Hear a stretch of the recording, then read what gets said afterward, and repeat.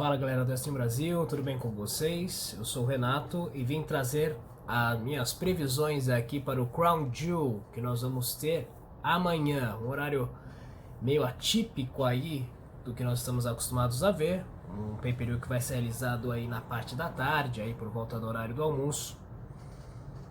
Muitos de vocês, acho que assim como eu, vão estar ou trabalhando, ou na escola, na faculdade, e não vão conseguir acompanhar esse pay-per-view. Mas fiquem tranquilos, porque logo depois do show, os vídeos para você assistir o pay-per-view vão estar disponíveis no nosso blog do Wrestling Brasil, que está aqui na descrição desse vídeo. E também vou disponibilizar o link para quem não tem o WWE Network, afinal de contas o dólar está R$4, né? Então vamos nessa, vamos analisar aí esse pay-per-view. Antes de tudo, se você não é inscrito no canal, inscreva-se. Ative o sininho para você receber todas as notificações quando eu postar vídeo aqui no canal. Compartilhe aí com os amigos e deixa o seu like para fortalecer o nosso trabalho. Então, sem mais delongas, vamos aí ao nosso card do Crown Jewel. O primeiro combate que eu vou analisar é pelo título da WWE, o WWE Championship, entre o Brock Lesnar e o Cain Velasquez.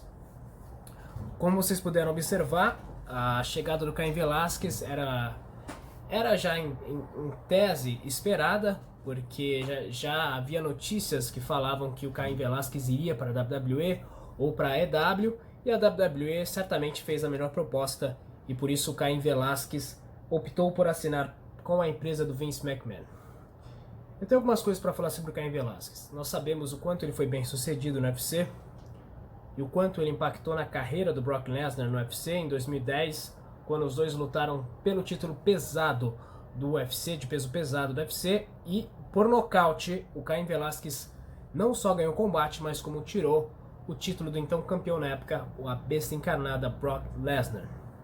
Portanto, a WWE está reeditando um clássico do UFC, e um caminho aí que a WWE está fazendo depois de ter recrutado a Ronda Rousey, que também foi igualmente ou até bem mais sucedida que o Cain Velasquez no UFC.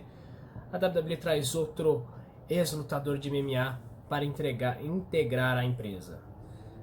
É importante frisar que o Cain Velasquez já lutou aí pela AAA, uma outra empresa, outra organização de wrestling.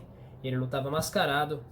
Então, o wrestling para o Cain Velasquez não é tão novidade como foi para a Ronda Rousey, que teve que realmente aprender praticamente do zero todos os golpes, como usar a corda, como fazer as quedas, apesar dela ser uma excelente lutadora de judô, se eu não me engano, ela também teve que aprender do zero. Já para o Cain Velasquez, pela sua experiência aí anterior aí no wrestling, ele talvez tenha um pouco mais de facilidade, e será interessante ver como que o Cain vai se comportar no ringue.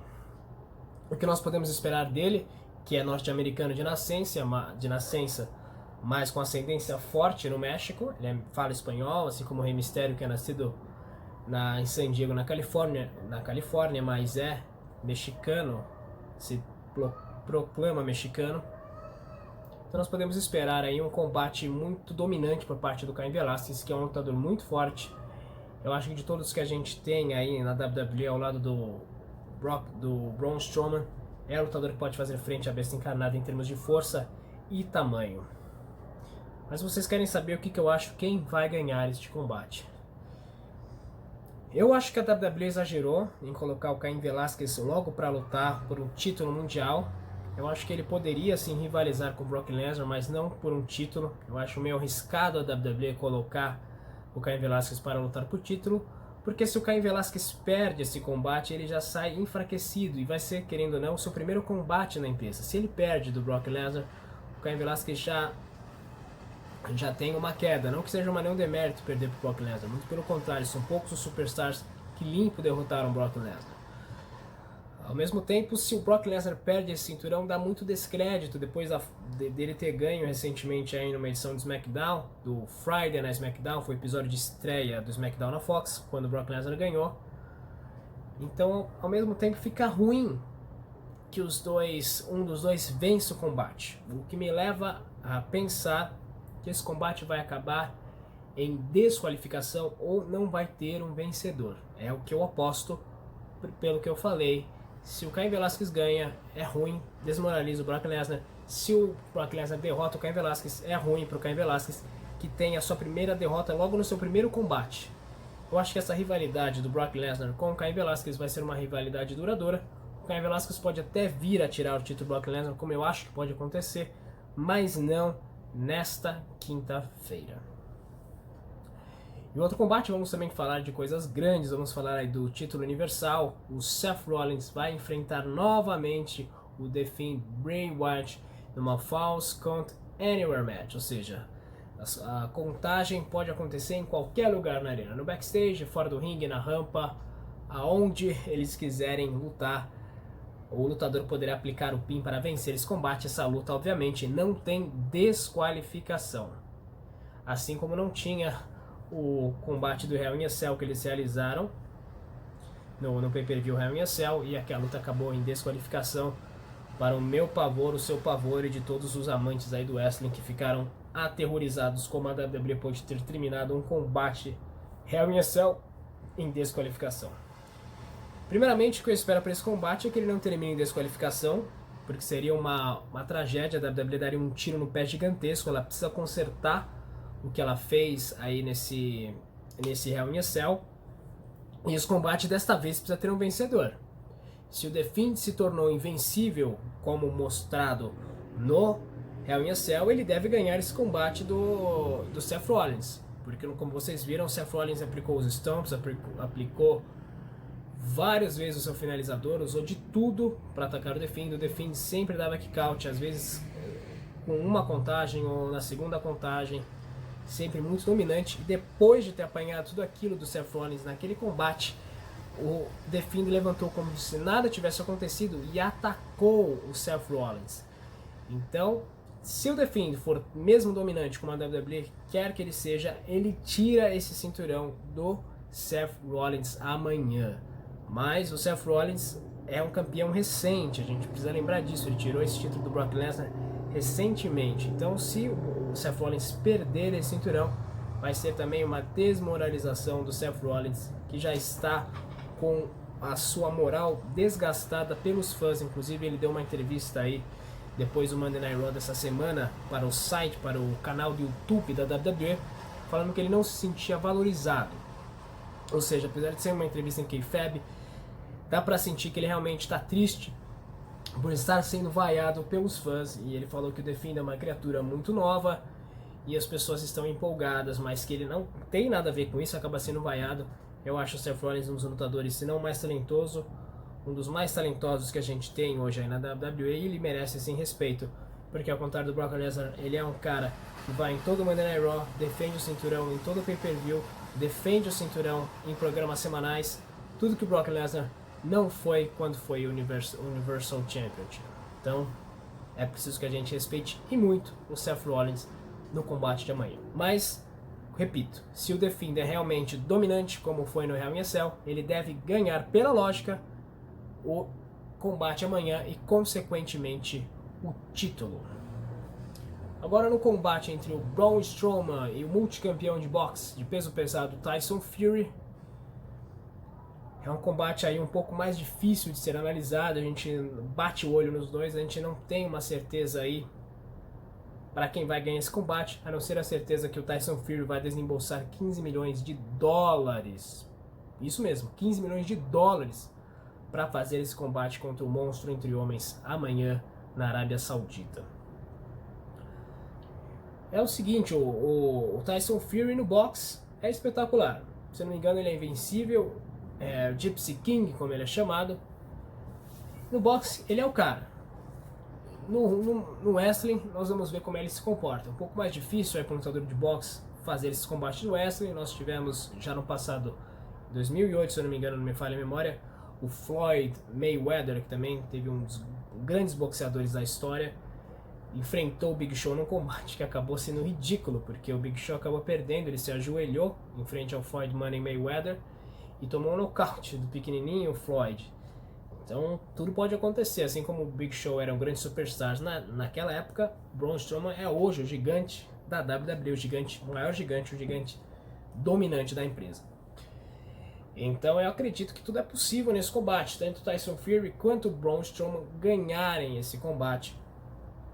Mas por toda a feud, por toda a forma que essa feud vem construída, eu aposto numa vitória aí do Tyson Fury, pelo impacto que ele está causando na WWE, e se a WWE tem planos para que ele continue lutando pela empresa, não sei se um contrato fixo, que nem o do Cain Velasquez, seria importante que o Tyson Fury ganhasse no seu primeiro combate na empresa e não perdesse. É basicamente o mesmo caso do Cain Velasquez da WWE, encontra-se na mesma situação do Cain Velasquez. Então eu acho que a vitória acaba ficando com o Gypsy King, Tyson Fury.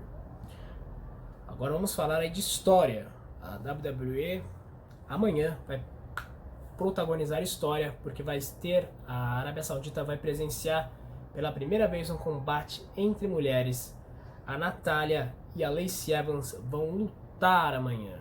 Isso mesmo, a WWE anunciou esse combate hoje na sua rede social, no Instagram, no site da WWE, levando aquilo que todos nós pensávamos que seria muito difícil de um dia acontecer. A Lacey Evans e a Natália, duas mulheres podendo lutar em frente ao público da Arábia Saudita, um público que a gente sabe pela questão religiosa, não aceitaria duas mulheres lutando, até por conta dos trajes que as lutadoras utilizam, principalmente, infelizmente, por serem mulheres.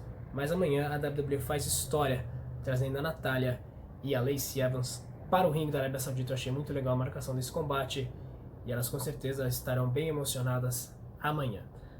Para vencer esse combate, eu aposto na Natália, pela rivalidade que elas vinham tendo. A Natália aparentemente havia encerrado aquela feud, aquela storyline com a Lacey Evans.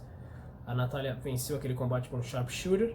Eu acredito que a Natália é a grande favorita para vencer esse combate. A Natália, querendo ou não, é muito mais conhecida para o público de wrestling do que a Lacey Evans, que é recém-chegada aí do roster principal, teve sua história no NXT, mas a Natália já tem mais de quase 10 anos aí lutando nos programas principais da WWE, portanto eu acredito que a vitória vá para a sobrinha do Bret Hart. Outro combate que nós vamos ter é um combate local aí para animar aí o público presente na Arábia Saudita entre o Mansur e o Cesaro. O Mansur, que é um lutador do NXT, lutador local, nascido na Arábia Saudita. Vocês devem se lembrar, acho que no primeiro pay-per-view que nós tivemos na Arábia Saudita neste ano, o Mansur e o Cesaro tiveram um estranhamento, provocações, e por isso a WWE está colocando os dois frente a frente amanhã. Por tudo que a WWE tem feito para a Arábia Saudita, eu acho que ela não vai querer desagradá-los com a derrota do seu lutador local. Portanto, eu acho que o Mansur, que é um bom lutador, a gente já viu o combate dele, e ele é um cara que tem sim talento e pode ter aí um grande futuro aí na WWE se utilizado da forma correta.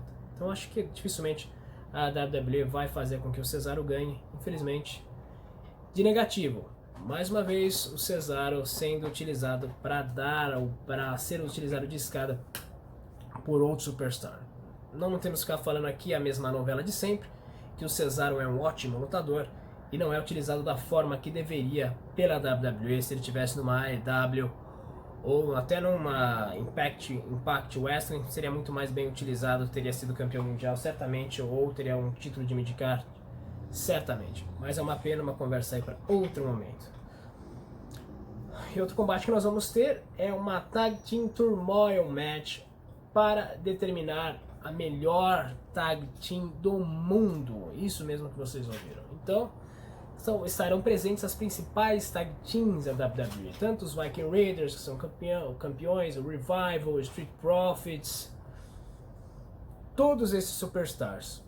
Só que o grande detalhe disso é que a WWE colocou fotos de quem serão as Tag Teams, mas isso pode mudar.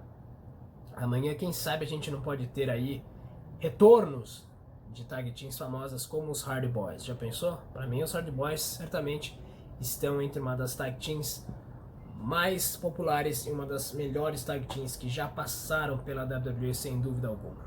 Para amanhã, então, eu apostaria se a gente for analisar o melhor momento, os campeões, tanto o Revival do SmackDown, quanto os do Raw, os Viking Raiders, essas duas duplas são as favoritas para ganhar esse combate amanhã. Mas pelo que a gente tem visto na Arábia Saudita, a WWE não tem tido muita lógica aí nesses torneios, exceto o Braun Strowman já ganhou outro maior Royal Rumble da história, mas eu acho que então para esse combate aí eu acredito numa vitória aí ou do Revival ou dos Viking Raiders.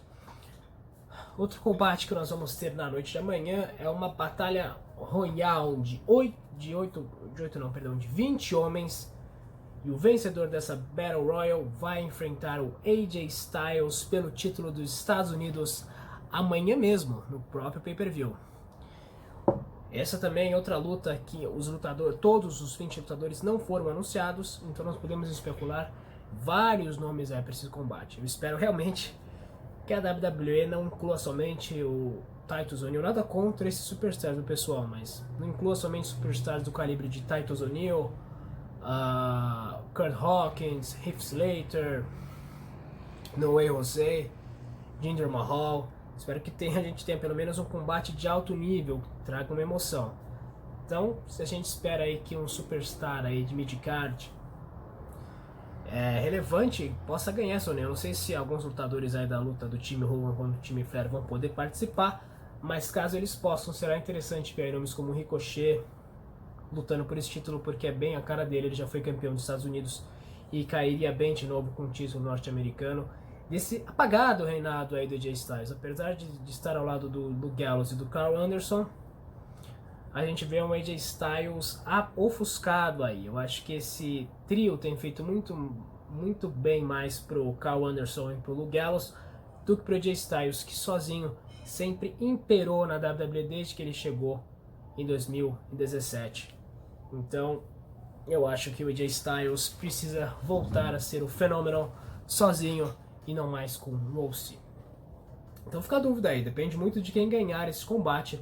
Mas eu não acho que, mesmo que um superstar do nível do Aleister Black ou do Ricochet enfrente o AJ Styles, eu não acho que o AJ Styles perca esse título amanhã, ainda mais se ao seu lado estiverem o Gallows e o Carl Anderson.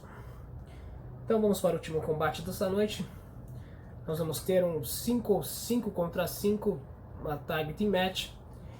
O time do Hulk Hogan vai ser composto por Mustafa Ali, Chad Gable, Ricochet, Rusev e Roman Reigns. Do time Flair estarão Randy Orton, Baron Corbin, Bobby Lashley e o Shinsuke Nakamura, além do Drew McIntyre, que foi adicionado por último. Então, pessoal, para esse combate, se você olha aí os dois times, você olha o time do Ric Flair, ele tem lutadores mais famosos e mais fortes do que o time do Hulk Hogan, que tem nomes como Ali, Ricochet e o Chad Gable, que são superstars menores, high flyers, lutadores rápidos. São lutadores muito talentosos, mas não tão dominantes como Bobby Lashley, Baron Corbin e o Drew McIntyre, a montanha Drew McIntyre. No papel, o time do Ric Flair é muito mais forte, muito mais físico do que o time Hulk Hogan, que vai mais no talento e nos underdogs, como o Ali e o Chad Gable, agora o Shorty G, como vocês quiserem chamar. Então fica difícil. Muitas pessoas falam, poxa, o time do Ric Flair está muito enfraquecido, o time do Hulk Hogan está muito enfraquecido, só tem lutadores fracos. Mas tem o Roman Reigns, que é um dos top guys da WWE ao lado do Seth Rollins, e o Rusev, que apesar de estar tomando esses chifres aí do Bobby Lashley, é um grande superstar e muito dominante. Eu acho que a WWE acredita muito no potencial do Rusev agora, e a gente torce aí para que a WWE o utilize de uma forma adequada e melhor dessa vez do que na última passagem. Então, apesar da dominância física do time do Flair, pelos underdogs que a gente tem aqui, pelo talento do Ricochet, do Chad Gable e do Ali, eu acredito numa vitória do time do Hulk Hogan. Então, pessoal, é isso. Eu passei pelos principais combates, por todos os combates que a gente vai ter na noite de amanhã. Espero que vocês tenham gostado dessa análise. Eu quero ouvir também a opinião de vocês abaixo nos comentários sobre quem vocês acham que vai ganhar. Se vocês concordam aí com as minhas escolhas. Se vocês têm outras, por favor comentem. Nós estamos aqui para debater e eu respeito muito a opinião de cada um de vocês. E aí, se você assistiu até agora, muito obrigado. E fique atento aí para esse Crown Jewel e depois provavelmente amanhã mesmo, ou na sexta-feira, eu trago para vocês a análise de tudo que vai rolar nesse pay-per-view. Um grande abraço a todos.